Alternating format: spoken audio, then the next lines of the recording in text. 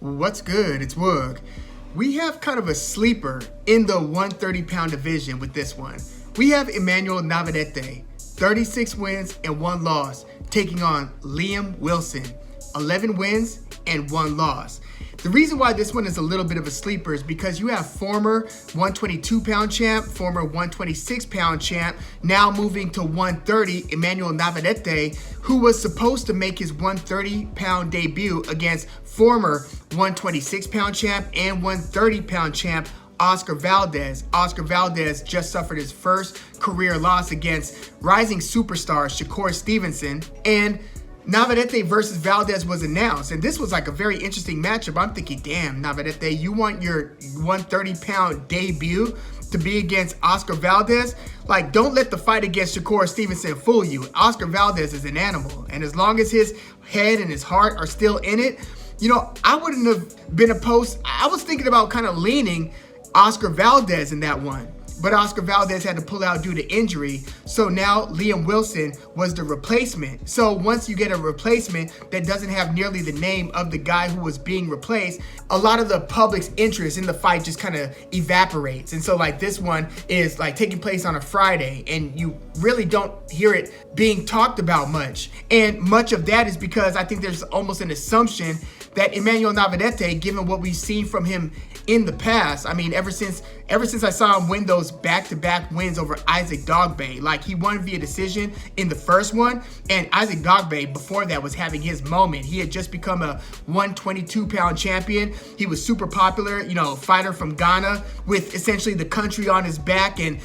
beating Jesse Magdaleno. That's the guy who beat Nonito Donaire, but Isaac Dogboe beat Jesse Magdaleno and then got beaten back-to-back fights, got stopped in the second of those 2 back-to-back fights against Emanuel Navarrete, who was looking like an absolute nightmare. Like, Isaac Dogboe was, he's always game. He's throwing a lot of punches. He's moving around. He's pretty quick, but you just got the feeling, and I often say this when applicable, Isaac Dogboe was on the treadmill from hell. You just had the feeling that Emanuel Navarrete was not going to stop coming, that he could take Isaac Dogboe's punch, and that he just had this whirlwind of activity with so many punches coming from so many different angles. And Navarrete looked massive at 122. And his arm reach, check this out, is as long as Floyd Mayweather's and Errol Spence's. Navarrete has a 72-inch arm reach, so he was just looking like a nightmare against Dogboe. And opponents ever since that, granted that last fight against Eduardo Baez was a little interesting, as was the fight before that against Joet Gonzalez. That was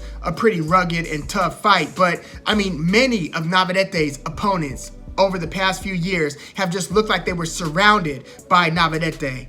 But I think that the sleeper here is Liam Wilson is a young, strong fighter, 26 years old, out of Queensland, Australia. He's 5'9.5". No, he hasn't fought, the who's who in the division. He hasn't fought the elite yet, but he's a strong, durable fighter. 7 of his 11 wins have come via knockout, so he's got some pop. He just had a very tough decision win against Matias Rueda. Go check that fight out. They were like really trading. They both had each other hurt at different points of that fight. And just prior to that, Liam Wilson had back-to-back fights against Joe Noine, and he knocked him out in both of those fights. And so this isn't a situation where you've got somebody who was spending a lot of time in, lower divisions, and then, once they were in their like early to mid-30s, then went up a division. No, Liam Wilson is like in his mid-20s, so he's young in this division. I mean, he's probably going to fight a couple divisions up before it's all said and done.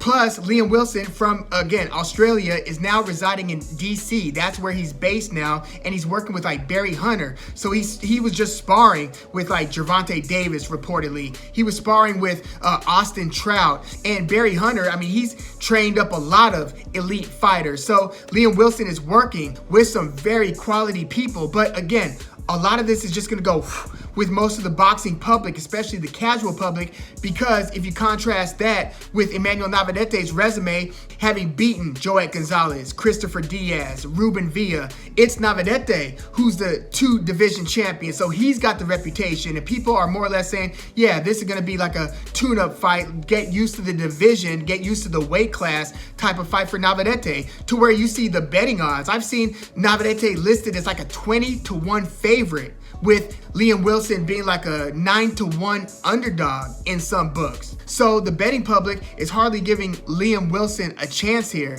But if you look a little bit closer, Liam Wilson is 5'9.5". Again, Emanuel Navarrete is coming up from 126. Now at 122 and 126, Emanuel Navarrete enjoyed some pretty distinct physical advantages. He's only 5'7" though, but again, he's got that outsized reach, 72 inches. But it was just looking crazy against the 122 and 126 pounders, especially at 122. But like when he was fighting Isaac Dogboe, even when Dogboe was landing clean punches, you just had the feeling that Navarrete could kind of margarito his way through that punishment to just get his whirlwind of activity off. And there was nothing that Dogboe seemed to be able to do about it. And much of that has seemed to be the case at 126 as well. But if you look at Navarrete's last fight, look at the issues that he was having with the kind of patient counter puncher, pretty sharp boxer puncher, Eduardo Baez. Eduardo Baez was rocking Navarrete. I mean, Navarrete gets hit a decent amount just because he's throwing so many punches from so many angles. He's going to be there to get hit. But Eduardo Baez looked like he was really giving Navarrete some problems in those early rounds. Yes, it was one big body shot from Navarrete that sunk Eduardo Baez. So, as online boxing analyst Richard Dwyer often says, knockouts cause amnesia. Emmanuel Navarrete wasn't looking great in those first few rounds, and I don't know if he's taking his training as seriously as he did when he was first on the come up. I mean, Navarrete's been a champion for a few years now in, again, multiple divisions. I don't know if he's still as disciplined, or even if he wasn't super disciplined back in the day. When you're super young, you could get away with it. And yes, Navarrete is still in his 20s, but he's in his late 20s. He has a style that I would say kind of relies on some of those physical advantages, namely the reach. Now, his volume is something that should be able to carry to the next division. The question is, are you able to take the 130 pounds punches in the way that you were the 126 and 122 pounders? And does your activity give 130 pounders the same types of problems that it was giving the 126 and 122 pounders? I think that's a big question mark, and he's, again, going to be in there with a very young guy who's been training with some very good guys. And again, Liam Wilson is going to be enjoying a 2.5-inch height advantage over Navarrete. So Navarrete is going to have to be in punching range. Liam Wilson knows how to throw counter combinations. And again, by all accounts, he seems pretty damn durable. I mean, maybe Navarrete does Navarrete-like things to Liam Wilson. And obviously the betting world seems to believe that that's going to be the case. But I just have some big questions about how Navarrete is going to fare at 130. Like, we've seen it sometimes where somebody's able to go up divisions and kind of make it look like nothing. Even go sometimes one division, then the next, and the next. And, the Manny Pacquiaos are the outliers. I mean, that is not a common occurrence. And sometimes some of the greatest that we've seen have done it in a way where we kind of take it for granted. So when we see an elite fighter go up a division, we assume, yeah, they're going to more or less be the same guy. Teofimo Lopez going to 140. I know that we don't quite know how that's going to work out. But, like Shakur Stevenson at 135. I mean, he's been looking so good that most assume he's going to be just as good at lightweight. But again, we can't take these assumptions for granted. So what do I think is going to take place between Navarrete and Liam Wilson? I think that Navarrete is going to be getting hit a lot in the first couple of rounds. Navarrete is not the fastest starter. He's somebody who starts turning up the temperature and starts to get cooking. And then before you know it, he's just in his flow state, essentially, throwing combinations with both hands, hopping around, taking weird angles, throwing like these long kind of scooping shots with both hands. He kind of has like a half cross / uppercut. So I think that, Liam Wilson's going to look good in the first couple rounds. I think Navarrete is going to start turning it up.